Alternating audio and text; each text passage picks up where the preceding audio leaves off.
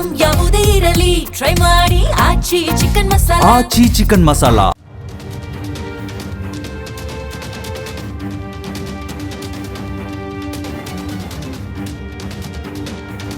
ಸ್ವಾಧೀನಕ್ಕೆ ಗುರುತಿಸಲಾಗಿರುವ ಬಿಡದಿಯ ಭೂಮಿ ಬಂಜರಲ್ಲ. ಬೆಂಗಳೂರು ನಗರಕ್ಕೆ ಪ್ರತಿದಿನ ಹಾಲು, ತರಕಾರಿ, ಹಣ್ಣು ಪೂರೈಸುವ, ತೆಂಗು, ಅಡಿಕೆ, ಬಾಳೆ ಬೆಳೆಯುವ ಅತ್ಯಂತ ಫಲವತ್ತಾದ ಭೂಮಿ. ಸಾವಿರಾರು ಗ್ರಾಮೀಣ ಮಹಿಳೆಯರು ಈ ಕೃಷಿ ಮತ್ತು ಸ್ಥಳೀಯ ಅಡಿಕೆ ತಟ್ಟೆ ತಯಾರಿಕಾ ಘಟಕಗಳನ್ನು ನಂಬಿ ಸ್ವಾವಲಂಬಿ ಬದುಕು ಕಟ್ಟಿಕೊಂಡಿದ್ದಾರೆ. ಯೋಜನೆ ವ್ಯಾಪ್ತಿಯಲ್ಲಿಯೇ 1,000 ಎಕರೆಯಷ್ಟು ವಿಸ್ತಾರವಾದ ಬೈರಮಂಗಲ ಕೆರೆ ಇದೆ. ಇಂತಹ ಫಲವತ್ತಾದ ಪ್ರದೇಶವನ್ನ ಕಾಂಕ್ರೀಟ್ ಕಾಡಾಗಿಸುವ ಅಗತ್ಯ ಏನಿದೆ ಅನ್ನೋದು ರೈತರ ಪ್ರಶ್ನೆ. ಇದೇ ಬಿಡದಿ ಟೌನ್ಶಿಪ್ ವಿಚಾರಕ್ಕೆ ಸಂಬಂಧಪಟ್ಟಂತೆ ಪ್ರತಿಪಕ್ಷಗಳು ಆಡಳಿತ ಸರ್ಕಾರ ಕಾಂಗ್ರೆಸ್ ಮೇಲೆ ಹರಿಹಾಯ್ದಿವೆ. ಕೇಂದ್ರ ಸರ್ಕಾರದ ಗ್ರೇಟ್ ನಿಕೋಬಾರ್ ಅಭಿವೃದ್ಧಿ ಯೋಜನೆ ವಿರುದ್ಧ ಗ್ರೀನ್ ಓವರ್ ಗ್ರೀಡ್, ಹಸಿರಿನ ಮೇಲೆ ದುರಾಸೆ ಎಂದು ದನಿ ಎತ್ತಿರುವ ರಾಹುಲ್ ಗಾಂಧಿ ಅರಣ್ಯ ಮತ್ತು ಪರಿಸರ ರಕ್ಷಣೆ ಬಗ್ಗೆ ಕಾಳಜಿ ವ್ಯಕ್ತಪಡಿಸಿದ್ದಾರೆ. ಕರ್ನಾಟಕದಲ್ಲಿ ಅವರದ್ದೇ ಪಕ್ಷದ ಸರ್ಕಾರ ರೈತರ ಫಲವತ್ತಾದ ಭೂಮಿಯನ್ನ ಉಪನಗರಕ್ಕೆ ಸ್ವಾಧೀನಪಡಿಸಿಕೊಳ್ತಾ ಇದೆ. ಆ ಬಗ್ಗೆಯೂ ತಮ್ಮ ಸರ್ಕಾರದ ಕಿವಿ ಹಿಂಡಿ ಯೋಜನೆ ಕೈ ಬಿಡುವಂತೆ ಒತ್ತಾಯಿಸಲಾಗಿದೆ. ರಾಹುಲ್ ಗಾಂಧಿ ಅವರಿಗೆ ನಿಜವಾಗಿಯೂ ರೈತರ ಬಗ್ಗೆ ಹಾಗೂ ಪರಿಸರದ ಬಗ್ಗೆ ಕಾಳಜಿ ಇದ್ರೆ ಬಿಡದಿ ಉಪನಗರ ಯೋಜನೆ ಕೈ ಬಿಡುವಂತೆ ಡಿಕೆ ಶಿವಕುಮಾರ್ ಅವರಿಗೆ ಕಿವಿ ಮಾತು ಹೇಳಬೇಕು.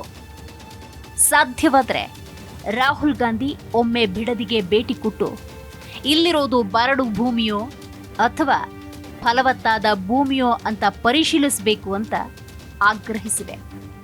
ಹಳೆ ಮೈಸೂರು ಭಾಗದಲ್ಲಿ ಒಕ್ಕಲಿಗರ ನಾಯಕತ್ವ ಮುಡಿಗೇರಿಸಿಕೊಳ್ಳುವುದಕ್ಕೆ ಡಿಕೆ ಶಿವಕುಮಾರ್ ಮತ್ತು ಎಚ್.ಡಿ. ಕುಮಾರಸ್ವಾಮಿ ನಡುವೆ ಪೈಪೋಟಿ ಇದೆ. ಈ ಕಾರಣಕ್ಕೆ ಬಿಡದಿ ಟೌನ್ಶಿಪ್ ವಿಚಾರ ರಾಜಕೀಯವಾಗೂ ಸದ್ದು ಮಾಡ್ತಾ ಇದೆ. ಯಾವುದೇ ಪಕ್ಷದ ಬೆಂಬಲ ಸಿಕ್ಕರೂ ನಾವು ಪಡೆಯುತ್ತೇವೆ, ನಮಗೆ ಎಲ್ಲರ ಬಲ ಬೇಕು, ಹೀಗೆ ಹೇಳುವ ರೈತರಿಗೆ ಹಲವು ಸಂಘಟನೆಗಳ ಬೆಂಬಲ ಇದೆ. ರೈತ, ಕಾರ್ಮಿಕ, ಮಹಿಳಾ, ಕನ್ನಡ ಪರ, ದಲಿತ ಪರ, ಕನ್ನಡ ಪರ ಸಂಘಟನೆಗಳು ಹೋರಾಟಕ್ಕೆ ಕೈಜೋಡಿಸಿವೆ. ಬಿಜೆಪಿ ಮತ್ತು ಜೆಡಿಎಸ್ ನಾಯಕರು ಟೌನ್ಶಿಪ್ ಯೋಜನೆಯನ್ನ ವಿರೋಧಿಸ್ತಾ ಇದ್ರೆ ಪ್ರಧಾನಿ ನರೇಂದ್ರ ಮೋದಿ ಅವರೇ ಇಂತಹ ಟೌನ್ಶಿಪ್ ಅನ್ನ ಬೆನ್ನು ತಟ್ಟುತ್ತಿದ್ದಾರೆಂದು ಡಿಕೆ ಶಿವಕುಮಾರ್ ಹೇಳಿಕೊಂಡಿದ್ದಾರೆ. ದೇಶದ ಪ್ರಧಾನಿ ನರೇಂದ್ರ ಮೋದಿ ಅವರನ್ನ ಭೇಟಿ ಮಾಡಿದ್ದೆ. ಬೆಂಗಳೂರು ಬೆಳೀತಾ ಇದ್ದು ಇಂತಹ ಟೌನ್ಶಿಪ್ಗಳು ಅಗತ್ಯ ಇದೆ ಎಂದು ಮೋದಿ ಅವರು ತಿಳಿಸಿದ್ದಾರೆ ಅಂತ ಡಿಕೆ ಶಿವಕುಮಾರ್ ಹೇಳಿದ್ದಾರೆ. ಎಚ್.ಡಿ. ಕುಮಾರಸ್ವಾಮಿ ಮತ್ತು ಡಿಕೆ ಶಿವಕುಮಾರ್ ತಂಡಗಳ ನಡುವೆಯಂತೂ ವೈಯಕ್ತಿಕ ಮಟ್ಟಕ್ಕೆ ಟೀಕಾ ಪ್ರಹಾರಗಳು ನಡೀತಾ ಇದೆ. ಎರಡು ಕುಟುಂಬಗಳು ಗಳಿಸಿರುವ ಆಸ್ತಿಯ ವಿಚಾರ ಮುನ್ನೆಲೆಗೆ ಬಂದಿದೆ. ಆದರೆ ನಿಜವಾಗಿ ಚರ್ಚೆಯಾಗಬೇಕಾಗಿರೋದು ಇವರಿಬ್ಬರ ವೈಯಕ್ತಿಕ ವಿಚಾರ ಅಲ್ಲ, ಇಲ್ಲಿ ನೊಂದು ಬೆಂದಿರುವ ರೈತರ ಆಕ್ರೋಶ ಎಂದು ಹೋರಾಟಗಾರರು ಹೇಳ್ತಿದ್ದಾರೆ. ರಾಹುಲ್ ಗಾಂಧಿ ಅವರಿಗೆ ಪ್ರಶ್ನೆ ಮಾಡುವುದರಿಂದ ಕಾಂಗ್ರೆಸ್ ಇಕ್ಕಟ್ಟಿಗೆ ಸಿಲುಕಿರೋದಂತೂ ಸತ್ಯ. ಬೆಂಗಳೂರಿನ ಸುತ್ತ ಹಸಿರು ಕವಚ ಆಗಿರುವ ಪ್ರದೇಶವನ್ನ ನಾಶ ಮಾಡ್ತಿರುವುದಕ್ಕೆ ರಾಹುಲ್ ಗಾಂಧಿ ಅವರ ಪ್ರತಿಕ್ರಿಯೆ ಏನು ಅಂತ ಬಿಡದಿ ರೈತರು ಪ್ರಶ್ನೆ ಮಾಡಿದ್ದಾರೆ. ಬಿಡದಿ ಟೌನ್ಶಿಪ್ ಯೋಜನೆಗಾಗಿ ಬಿಡದಿಯ 9 ಹಳ್ಳಿಗಳಲ್ಲಿ ಭೂಮಿಯನ್ನ ಸ್ವಾಧೀನ ಪಡೆದುಕೊಂಡ್ರೆ ಸುಮಾರು 2 ಲಕ್ಷ ಮರಗಳನ್ನ ಕಡಿಯಬೇಕಾಗುತ್ತೆ ಎನ್ನುವಂತಹ ಆಘಾತಕಾರಿ ವಿಚಾರ ಬೆಳಕಿಗೆ ಬಂದಿದೆ. ಬೆಂಗಳೂರು ದಕ್ಷಿಣ ಜಿಲ್ಲೆಯ ತೋಟಗಾರಿಕಾ ಇಲಾಖೆಗೆ ರೈತರೊಬ್ಬರು ಸಲ್ಲಿಸಿದ್ದ ಆರ್ಟಿಐ ಅರ್ಜಿಗೆ ದೊರೆತ ಮಾಹಿತಿಯ ಪ್ರಕಾರ 83,536 ಅಡಿಕೆ ಮರಗಳು, 87,903 ತೆಂಗಿನ ಮರಗಳು, 12,550 ಮಾವಿನ ಮರಗಳು, 3,06,506 ಬಾಳೆ ಗಿಡಗಳು ಟೌನ್ಶಿಪ್ಗೆ ಬಲಿಯಾಗಲಿವೆ. ಇದರ ಜೊತೆಗೆ 2,344 ಸಪೋಟ ಮರಗಳು, 2,500 ಗುಲಾಬಿ ಗಿಡಗಳು, ಹಲವಾರು ಸೀತಾಫಲ ಮರಗಳು, ರೇಷ್ಮೆ ತೋಟಗಳು ಇಲ್ಲವಾಗುತ್ತೆ. ಹಲಸು, ರಾಗಿ, ಭತ್ತ, ತೊಗರಿ, ಅಲಸಂದೆ, ಅವರೆಕಾಯಿ, ಜೋಳ, ಕಡಲೆಕಾಯಿ, ಹುರುಳಿ ಬೆಳೆಗಳ ನಾಶ ಈ ಭಾಗದಲ್ಲಿ ನಿಶ್ಚಿತ. ಇದರ ಅತ್ಯಂತ ದೊಡ್ಡ ಪರಿಣಾಮ 231 ಎಕರೆಗಳಲ್ಲಿ ಹರಡಿರುವ ರಾಗಿ ಬೇಸಾಯದ ಮೇಲೆ ಬೀರುತ್ತೆ. ಕೇವಲ ಬೃಹತ್ ಪ್ರಮಾಣದಲ್ಲಿ ಹಸಿರು ಹೊದಿಕೆ ನಾಶವಾಗುವುದು ಮಾತ್ರವಲ್ಲದೆ ಕೃಷಿಯು ತಮಗೆ ಒದಗಿಸಿದ್ದ ಜೀವನ ಮಟ್ಟವನ್ನು ಕಳೆದುಕೊಳ್ಳಬೇಕಾಗುತ್ತೆ ಅನ್ನುವುದು ರೈತರ ಆತಂಕ.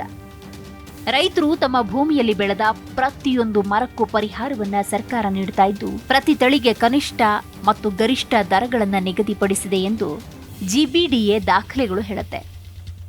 ಇದರ ಆಧಾರದಲ್ಲಿ ನೋಡುವುದಾದ್ರೆ ತೆಂಗು ಕನಿಷ್ಠ ಬೆಲೆ 25,000 ರೂಪಾಯಿ, ಗರಿಷ್ಠ ಬೆಲೆ 40,000.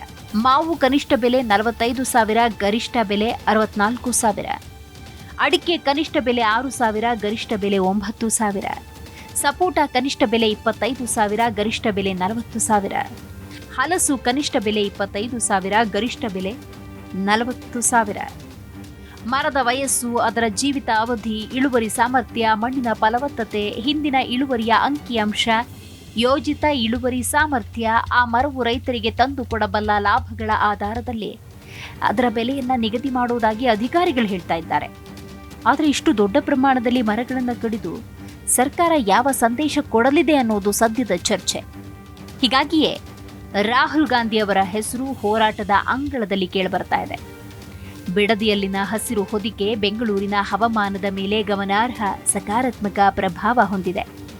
ಇದು ಅತ್ಯಗತ್ಯ ಹಸಿರು ವಲಯವಾಗಿದ್ದು ಈಗ ಅಪಾಯದಲ್ಲಿದೆ. ದೇಶದ ಇತರ ಭಾಗಗಳಲ್ಲಿ ಪರಿಸರ ನಾಶಕ ಯೋಜನೆಗಳ ವಿರುದ್ಧ ಅಭಿಯಾನದ ನೇತೃತ್ವ ವಹಿಸಿರುವ ರಾಹುಲ್ ಗಾಂಧಿಯವರಿಗೆ ಮುಖ್ಯಮಂತ್ರಿ DK ಶಿವಕುಮಾರ್ ಬೆಂಬಲ ನೀಡಿದ್ದಾರೆ. ಆದರೆ ತಾವೇ ಅಧಿಕಾರದಲ್ಲಿರುವ ಕರ್ನಾಟಕದಲ್ಲಿ ಮಾತ್ರ ಇಂತಹದೊಂದು ಪರಿಸರ ನಾಶಕ ಯೋಜನೆಗಳನ್ನು ಮುಂದುವರೆಸಿದ್ದಾರೆ ಎನ್ನುವ ಟೀಕೆ ವ್ಯಕ್ತವಾಗಿದೆ. ತಮ್ಮ ಭೂಮಿಯನ್ನ ಉಳಿಸಿಕೊಳ್ಳೋದಕ್ಕೆ ರೈತರು ಅಂದಾಜು 1.5 ವರ್ಷಗಳಿಂದ ನಿರಂತರ ಹೋರಾಟ ಮಾಡ್ತಿದ್ದಾರೆ. ಜೀವ ಕೊಟ್ಟರೂ ಭೂಮಿ ಕೊಡೋದಿಲ್ಲ ಅಂತ ಅಲ್ಲಿನ ರೈತರು ಸ್ಪಷ್ಟಪಡಿಸಿದ್ದಾರೆ. ಕೆಲವು ರೈತರು ಭೂಮಿ ಕೊಡೋದಕ್ಕೆ ಸಿದ್ಧವಿದ್ದರೂ 80% ರೈತರ ವಿರೋಧ ಇದೆ.